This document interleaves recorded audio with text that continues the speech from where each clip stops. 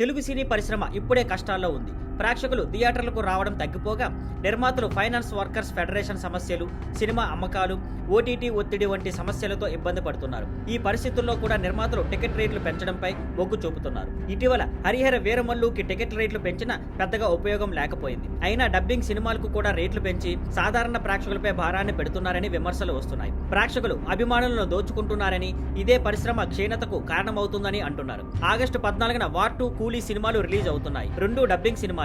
ఒకటి రజనీకాంత్, నాగార్జున, మరొకటిలో హృతిక్ రోషన్, ఎన్టీఆర్ నటిస్తున్నారు. ఈ 2 సినిమాల డిస్ట్రిబ్యూటర్లు టికెట్ రేట్లు పెంచాలని ప్రభుత్వానికి విజ్ఞప్తి చేశారు.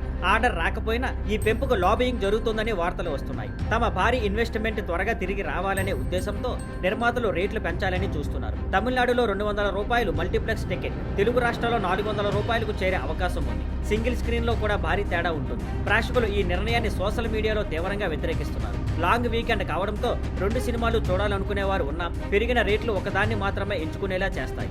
ముఖ్యంగా డబ్బింగ్ సినిమాలకు పెంపు హై బడ్జెట్ సినిమాలను సపోర్ట్ చేసేందుకే టికెట్ హైక్ మోడల్ అనే ఉద్దేశాన్ని పూర్తిగా విస్మరిస్తుంది. ఇలా పెంపు అమల్లోకి వస్తే ఫుట్ఫాల్స్ తగ్గిపోవడమే కాకుండా నిర్మాతల చేతనే తెలుగు సినీ పరిశ్రమ క్షీణతకు కొత్త అధ్యాయం మొదలవుతుందని చాలా మంది చెబుతున్నారు. Thank you for watching. Please like, share and subscribe.